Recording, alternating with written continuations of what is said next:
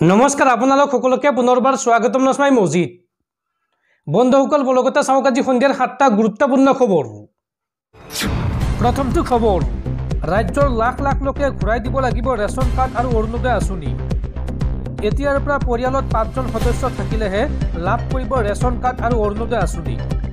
আৰু এই সন্দৰ্ভত ৰাজ্যৰ জিলাই জিলাই শীঘ্ৰে চৰকাৰ আৰম্ভ কৰিব তীব্ৰ অভিযান।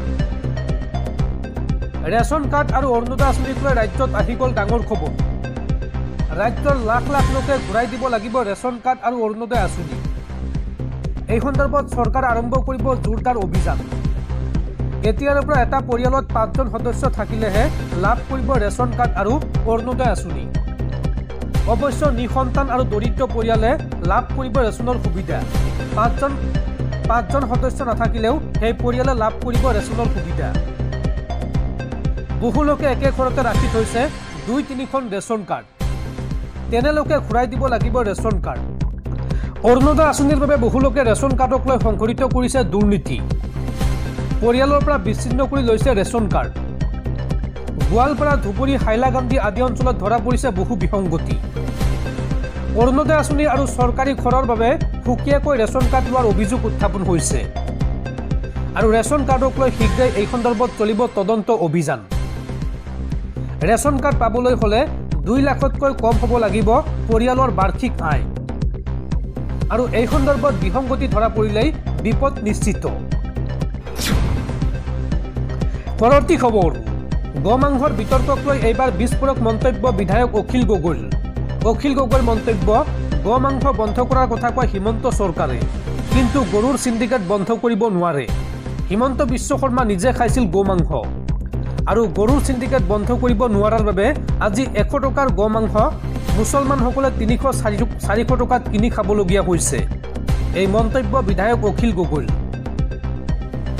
100 টকাৰ গোমাংস বৰ্তমান 300-400 টকাত কিনে মুছলমান লোকে।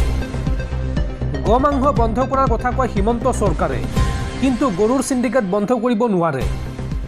হিমন্ত বিশ্ব শৰ্মাই নিজে খাইছিল গোমাংস। গোমাংসৰ বিতৰ্কক লৈ এই বিস্ফোৰক মন্তব্য বিধায়ক অখিল গগৈৰ। ৰাজ্য চৰকাৰক অগণতান্ত্ৰিক আখ্যা দি সমালোচনা বিধায়ক অখিল গগৈৰ। আনৰ খাদ্যবাসত আক্ৰমণ কৰা লোকক সাম্প্ৰদায়িক আৰু বৰ্ণবাদী আখ্যা বিধায়ক অখিল গগৈৰ। পৰৱৰ্তী খবৰ, সাৱধান ৰাজ্যবাসী, প্ৰচণ্ড শীত পৰিব ৰাজ্যত। প্ৰচণ্ড শীতে জোকাৰি যাব অসমৰ লগতে দেশৰ বহুকেইখন ৰাজ্য। 7, 8 আৰু 9 ডিচেম্বৰত অধিক শীত পৰিব অসমৰ লগতে দেশৰ বহুকেইখন ৰাজ্যত। এই সন্দৰ্ভত IMDয়ে জাৰি কৰিলে এলাৰ্ট। প্ৰচণ্ড শীতে জোকাৰি যাব দেশৰ বহুকেইটা প্ৰান্ত। দেশৰ কেইবাখনো ৰাজ্যত অধিক নিম্নগামী হ'ব তাপমাত্ৰা। 7, 8 আৰু 9 ডিচেম্বৰত অধিক শীত পৰিব দেশৰ বহুকেইখন ৰাজ্যত। IMDয়ে এই সন্দৰ্ভত জাৰি কৰিছে এলাৰ্ট। প্ৰচণ্ড বৰষুণৰ লগতে এই সময়ছোৱাত তুষাৰপাতৰো সম্ভাৱনা আছে। এই তালিকাত আছে অসম, মেঘালয়ৰ নামো। গুজৰাট, মহাৰাষ্ট্ৰত 15 পৰা 20 ডিগ্ৰী হ'ব তাপমাত্ৰা এই সময়ছোৱাত।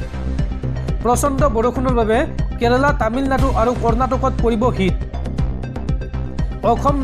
অসম, মেঘালয়ত স্বাভাৱিক তাপমাত্ৰাতকৈ 1 পৰা 3 ডিগ্ৰী পৰ্যন্ত নিম্নগামী হ'ব তাপমাত্ৰা। আৰু আজিৰ দিনটোত উত্তৰ অসমত তাপমাত্ৰা হৈছেগৈ 18 পৰা 20 ডিগ্ৰী। গুৱাহাটীত তাপমাত্ৰা 21 ডিগ্ৰী চেলচিয়াছ আৰু বৰাকত 21 ডিগ্ৰী চেলচিয়াছ। এই তথ্য জনাইছে ভাৰতীয় বতৰ বিজ্ঞান কেন্দ্ৰই। দৰ্শকসকল, আৰু বহুতো গুৰুত্বপূৰ্ণ খবৰ আছে। তাৰ আগতে আপোনাক জনাওঁ যে যদি আপুনি এতিয়ালৈকে এইটো ভিডিঅ'ত লাইক কৰা নাই তেন্তে এতিয়াই ভিডিঅ'টোত লাইক কৰি দিয়ক। আৰু এনেকুৱা ধৰণৰ ভিডিঅ'সমূহ নিতৌ চাবলৈ চেনেলটো ছাবস্ক্ৰাইব কৰি কাষত থকা বেল আইকনটো প্ৰেছ কৰি ৰাখক। পৰৱৰ্তী খবৰ, পুনৰ বন্দুকৰ শব্দত কঁপি উঠিল ৰাজ্য। গুৱাহাটীত পুনৰ অসম আৰক্ষীৰ এনকাউণ্টাৰ। এইবাৰ গুৱাহাটীত আৰক্ষীৰ গুলীত আহত হৈছে এইটো দুৰ্ধৰ্ষ ডকাইত।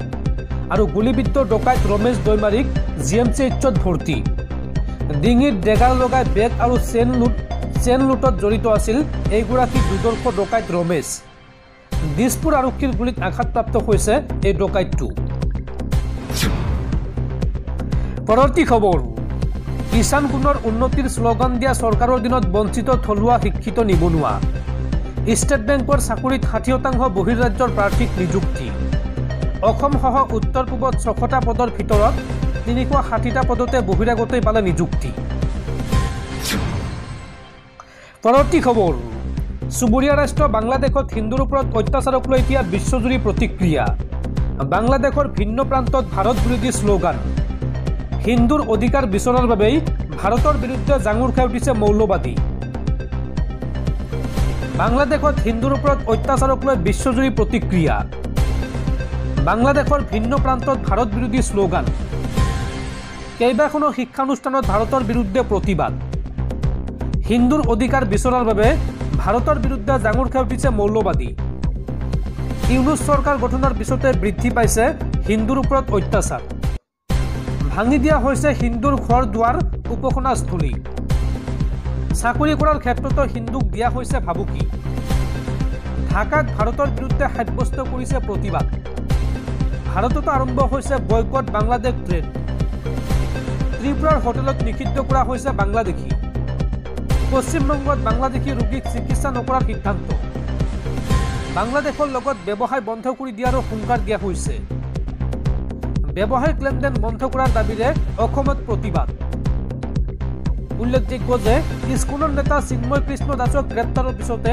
পৰিস্থিতিও লৈছে ভয়ংকৰ ৰূপ চিন্ময় কৃষ্ণ দাসৰ অধিবক্তাৰ লগতে সংঘটিত হৈছে ভয়াৱহ কাণ্ড হিন্দুৰ সুৰক্ষা বিচাৰি প্ৰতিবাদ কৰাৰ বাবে কাৰাবন্দী কৰা হৈছে সদ্যগৰাকী ইপিনে ঢাকাত থকা ভাৰতীয় ৰাষ্ট্ৰদূতক তলব কৰিছে বাংলাদেশৰ ইউনুছ প্ৰশাসনে আগৰতলাত বাংলাদেশৰ দূতাবাসত হোৱা ঘটনা সন্দৰ্ভত তলব কৰা হৈছে ভাৰতৰ ৰাষ্ট্ৰদূতক ভাৰতৰ ৰাষ্ট্ৰদূত প্ৰণয় বাৰ্মাৰ সৈতে আলোচনাত বহিল বাংলাদেশৰ ভাৰপ্ৰাপ্ত বিদেশ সচিব আৰু ইতিমধ্যে ভাৰতে এই ঘটনাক গৰিহণা দিছে